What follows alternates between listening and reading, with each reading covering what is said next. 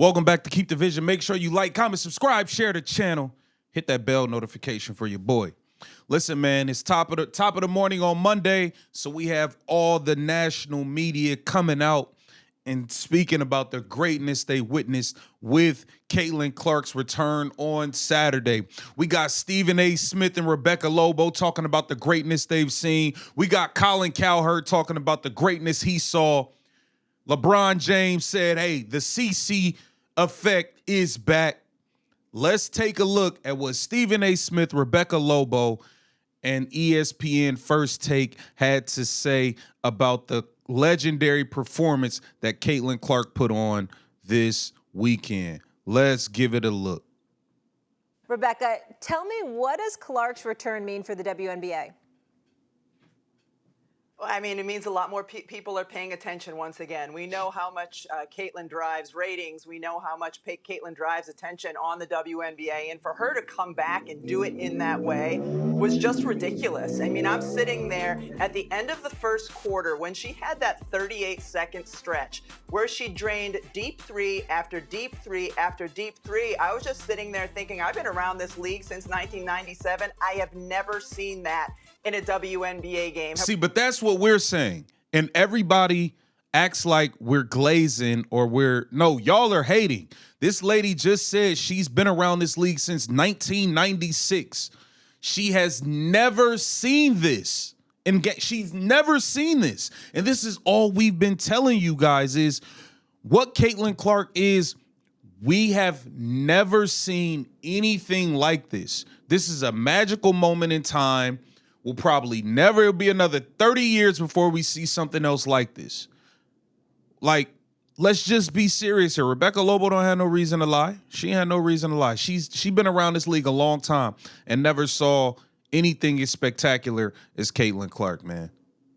Have we seen players go on runs? Of course we have, but not like that. Not where a couple of the three-pointers are from 30-plus feet. It was an exhibition by her. After being out for 19 days to recover from an injury, couple that with the other passes that she made and some of the other plays, it was just ridiculous. It's not often that you're watching the WNBA or that I'm watching it and I'm like, wow, I've just never seen this before. Facts. Rebecca. That's a fact.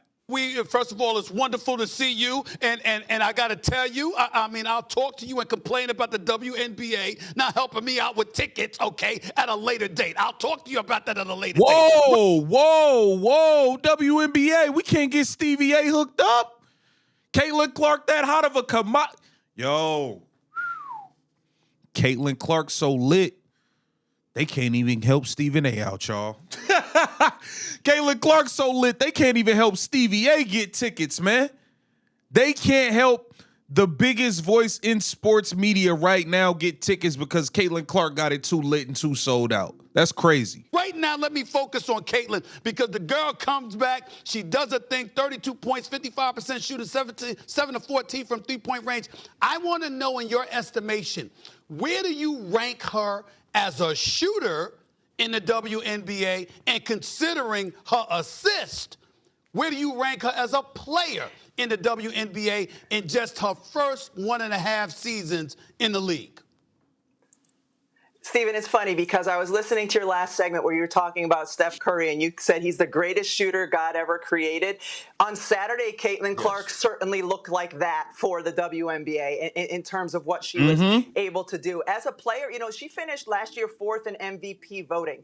This is a player this year is second favorite right now in MVP, right behind Nafisa Collier. Last year she was the best guard in the league. So, in terms of the context That's of the fact. history of the Nobody, people don't really talk about that. Caitlin Clark was the best guard in the entire league last year. The best guard. She was better than Sabrina. She was better than Kennedy, better than Jewel Lloyd, better than all of them. She is the best guard in the W, hands down. The only people you really can even argue with and the players that you would make an argument to say they're better, Nafisa Collier, forward. Asia Wilson, forward/center.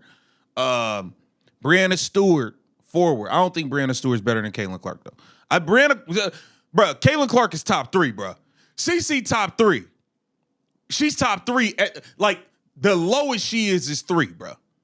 Keep it a bean. The league, time will tell. but in terms of the impact she has had both on and off the court, and one season plus, it's certainly right up there. We were talking with our crew after the game. We got at least 10 more years of watching Caitlin in her absolute prime. Greatness. And it's so exciting. It's so fun to watch her. She's certainly the most exciting player, certainly the most fun player to watch in the league right now. And we're just going to see kind of her legacy continue to grow as she has more performances like we saw on Saturday. And again, time will show how long is it going to take her to get that Indiana Fever team to a WNBA. Oh, don't worry, Rebecca. Oh, it won't be long now. It won't be long. Trust me, it won't be long. GOAT is going to make sure it get done. It won't be long. It won't be long at all. At all. You heard her say, yo, this is the most exciting female player, period. We've never seen anything like that. Like, I mean, come on. Come on, man. Come on. Let's be serious for just a second. You know what I mean? Let's take a listen to what one Colin Cowherd had to say on Sunday after that special Saturday night performance. Let's take a look. Can we talk about the simmering cauldron that is women's basketball right now? No, not the Indiana Fever. I'm talking about the cauldron of executives in the WNBA. Since Caitlin Clark got injured, WNBA ratings have dropped 55%. That's not just the Fever's ratings. It's not just a local dip. That's league-wide. Now, to the suits in the league office, that may be a little eye-opening, but for the rest of us, nah, not really. We're in an attention economy, and Caitlin Clark is the currency. No American athlete right now, male or female, drives clicks, views, or conversation like she does. She's the rising tide. That's why we've been saying this whole time, y'all should stop hating, and she's going to get all of y'all paid. Stop hating. Stop hating. Just stop. It's nasty. Rising tide. And here's the thing about popularity. It's not math. It's not rational. It's not a box score. It's vibes.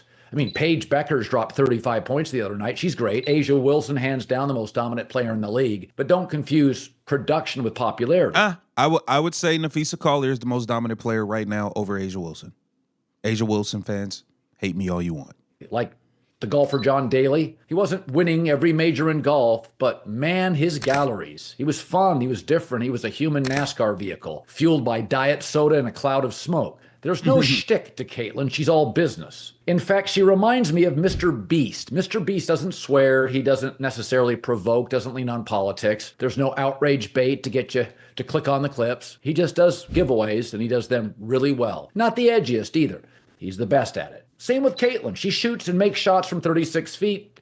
The effortless charisma, the awkward but honest interview, she grabs you without any gimmicks, captivates you without chasing clout.